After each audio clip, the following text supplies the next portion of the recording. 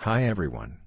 The DBX is Aston's first SUV in its 100-plus years of history, an attempt to wedge open the tall car-centric doors of global markets, places deeply attached to the idea of big vehicle status. At the moment, there's just one engine option for the 5-seat, four-wheel drive DBX, and that's a Mercedes-sourced 4-liter biturbo V8 with 542 bhp and 516 pounds-foot. Yep, it's the same motor that does duty in various AMG models, as well as the current Vantage and DB11, and there's nothing wrong with it at all. Still, there's a similarly Mercedes-made 9-speed Autobox, triple-chamber air ride, a suite of electronically controlled differentials, electric ride control and a host of other up-to-date tech that means this unique-looking Aston can cope with everything life throws at it, be that mud or racetrack curbs. Or possibly a little of both. Layered over the hardware is a striking bit of design work by AM's design overlord Marek Reichman, featuring elements you don't usually see in the toolkit of blocky SUV design tropes, and the DBX the better for it. There's a long bonnet that butts up against a generously raked screen, a low roofline and a pinched ducktail at the rear that apes the Vantage. There's muscle and tone in the side profile, a long wheelbase and plenty of detail, though it has to be said it looks better in the metal than it does in pictures and that it does have some more awkward angles if you spend some time wandering around the car.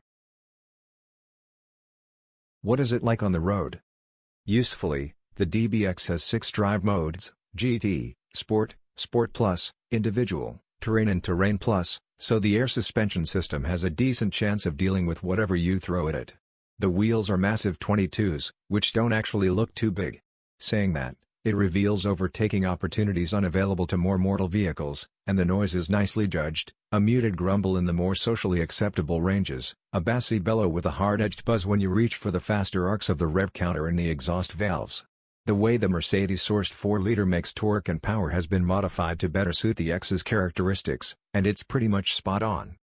Given the opportunity to push, it reveals a generally very safe balance with leanings towards rear-wheel drive responses, a tidy, not very SUV set of dynamic traits.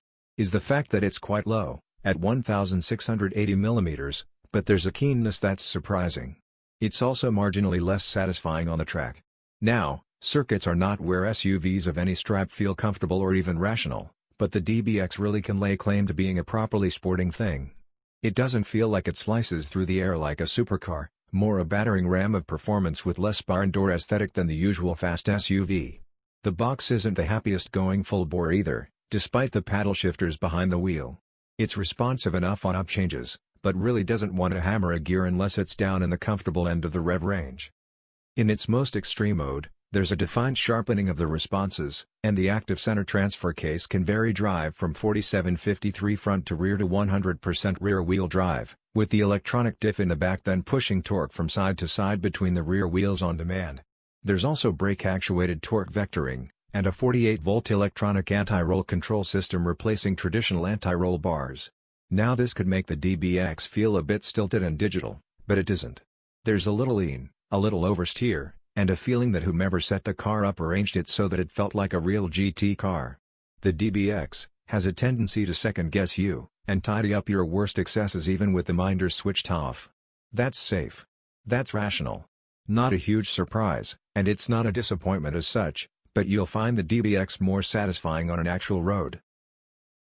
It's also more capable off-road than you might imagine given that wheel and tire combo. Yes, the car is on all-season tires and no, it's not a hardcore off-roader, but dropped into Terrain Plus mode, which raises the suspension 45 mm from standard ride height, tweaks the various differentials and throttle maps and generally sets the cars up for lumpy country. It really can potter across some properly muddy geography. It'll weigh to half a meter, there are breather pipes on the diffs, manage hillocks and rock scrambles. No, most owners won't do it, but like most expensive and pointless things, it's nice to have the element in reserve. After all, not many supercar owners test their 200 miles per hour capability, but that's not to say that they don't like the bragging rights.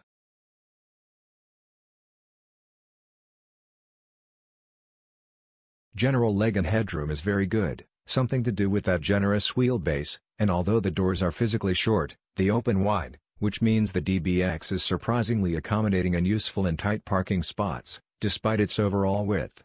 There's a 623-liter boot, and proper full-split configurations for the rear seats, as well as another 62-liter cubby under the boot floor, meaning that you can do a passable impersonation of a luxurious removals van if you have to.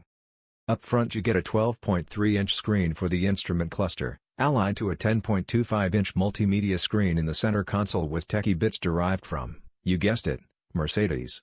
It's all very nice, but the center rectangular screen sits behind a more organic shape of trim, and it looks a little misplaced. On early cars the response times were also woeful. There is no touchscreen, making the whole thing feel more than a little clunky. One thing that's actually very useful is the storage area under the central tunnel, a bit of a boon when you want to chuck a small bag somewhere. But generally it's a car with decent vision, plenty of toys, and a luxo barge feel. In a sector crying out for some difference, the DBX provides it. It looks interesting, goes really very well and hits all the targets. It does feel like an Aston Martin product, and is a really very practical SUV. It can manage off-road, feels suitably sporty even on a track, if you must, and generally has the chops to make light work of the grind. But it's a polarizing thing.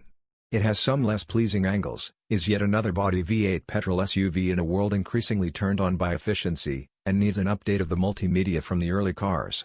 It's noisy and fun, practical and interesting, imposing and challenging. Nobody ever bought an Aston from a spec sheet, they buy them because of the brand, the heart, the passion. It might not be everyone's cup of tea, but that doesn't mean it isn't a decent brew. Thanks for watching.